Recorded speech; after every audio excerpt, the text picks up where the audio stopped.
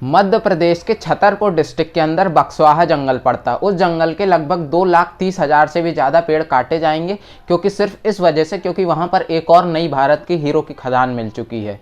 बक्सवाहा जंगल Bundelkhand reason के अंदर आता है और Bundelkhand region drought affected area यानी कि सूखाग्रस्त इलाका है। बुंदेलखंड में न जाने हर साल कितने किसान सुसाइड कर लेते हैं सिर्फ सूखे की कमी की वजह से, पानी की कमी की वजह से।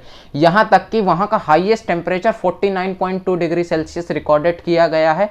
यहाँ तक कि आप जब भी देखेंगे हर साल की जो गर्मी में लिस्ट आती है कि कौन कौन से भारत के 10 टॉप डिस्ट्रिक्ट है, सबसे ज़्यादा गर्म डिस्ट्रिक्ट है, उसमें कोई ना कोई सा डिस्ट्रिक्ट बुंदेलखंड का जरूर से रहता है।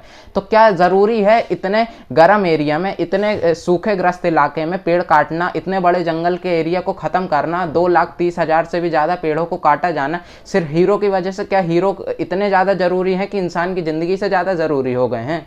और मुझे ये आपको बताने की ज़रूरत नहीं है कि फॉरेस्ट हमारे लिए कितने ज़्यादा इंपॉर्टेंट, और भारत की सेकंड वेव में कोरोना की क्या हालत हुई थी, हमें न जाने किन किन देशों से ऑक्सीजन मांगनी पड़ी थी।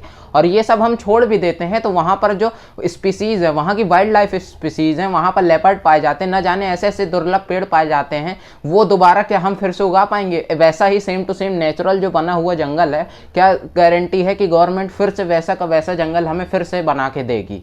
अगर एक बार को हम मान भी लेते हैं कि बक्सवाहा के सारे जंगलों को हम काट के वहां से सारे हीरे निकाल लेते हैं, तो क्या गारंटी है कि छतरपुर डिस्ट्रिक्ट का डेवलपमेंट हो ही जाएगा? और वैसे भी वहां के जितने भी ज़्यादातर लोग हैं, मैक्सिमम लोग, वो ज़्यादातर एग्रीकल्चर पे, खेती पे ही डिपेंडेंट रहते हैं।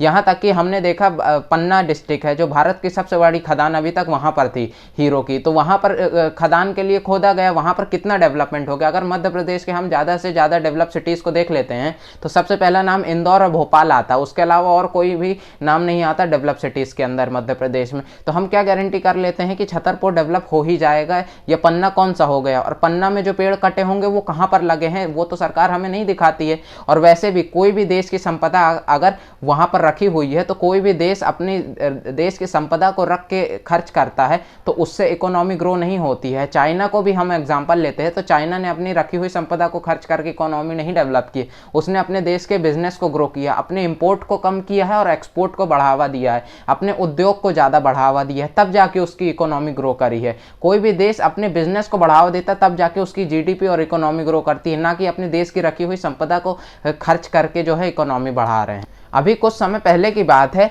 रायसेन के एक आदमी ने जिसका नाम छोटे लाल था, उसने बमौरी फॉरेस्ट एरिया के आसपास में 2 सागौन के पेड़ काट दिए थे। तो गवर्नमेंट ने उसको 1,21,07,700 रुपए का जुर्माना लगाते हुए कहा था कि यहाँ पर इतना ज़्यादा कोरोना का काल चल रहा है पूरे भारत में और ये पेड़ काट रहा था। गवर्नमेंट ने बिल्कुल सही किया था, लेकिन यहाँ पर गवर्नमेंट पूरा का पूरा जंगल साफ करने जा रही है तो उसका जुर्माना कौन देगा, उसका जुर्माना कौन भरेगा? और यही बात थी। तो वर्ल्ड एनवायरनमेंट डे पे कौन नौटंकी करता है? वर्ल्ड एनवायरनमेंट डे पे फोटो खिंचवाते हैं, पेड़ लगाते हैं, पानी डालते हैं, फिर फोटो खिंचवा के फेसबुक व्हाट्सएप पे सब जगह शेयर होती है। तो ये सब फालतू की नौटंकी क्यों होती है जब पूरा का पूरा जंगल ही सफाई करना था? और आपसे अगर कोई भी नया जंगल नहीं लगाया जा रहा है तो क्यों फालतू किसी जंगल, अच्छे खासे जंगल की इको साइकिल को क्यों खराब करने में लगे हुआ है? क्योंकि ये 2-4 पेड़ लगाने से तो इनका जो है वर्ल्ड एनवायरनमेंट डे नहीं बन जाएगा, पूरा के पूरे जंगल को सर्वाइव करना पड़ेगा ना। वहाँ की पूरी एक इको साइकिल होती है, अगर उसको बिगाड़ देंगे तो बुंदेलखंड एरिया के जितना एरिया होता है पूरा सूखाग्रस्त इलाका है,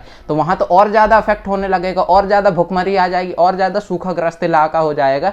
तो इसलिए मेरी गवर्नमेंट से और मेरी आपसे भी रिक्वेस्ट है कि प्लीज इस वीडियो को शेयर करिए। मैं नहीं कहता सिर्फ मेरी ही वीडियो शेयर करिए, आप किसी भी जिसने इस टॉपिक पे वीडियो बनाई हो उसकी वीडियो शेयर कर दीजिए, लेकिन प्लीज इस टॉपिक पे जो वीडियो जो भी बना रहा हूँ उसकी वीडियो शेयर करके इसको इतना ज्यादा शेयर करिए, हैशटैग लगाइए सेफ बक्सवाहा फॉरेस्ट, क्योंकि ये गवर्नमेंट तक ये टॉपिक जाना जरूरी है, क्योंकि मेन स्ट्रीम मीडिया इस वीडियो को कवर नहीं कर रही है, ना इस टॉपिक को कवर कर रही है। तो अगर हम जंगल बचा सकते हैं, क्योंकि फोटो लगाने से हमारा वर्ल्ड एनवायरनमेंट डे नहीं बन जाएगा, अगर आज हमने इन जंगलों को नहीं बचाया तो आगे चल के हो सकता है हमारी जान पे भी बनाएगी।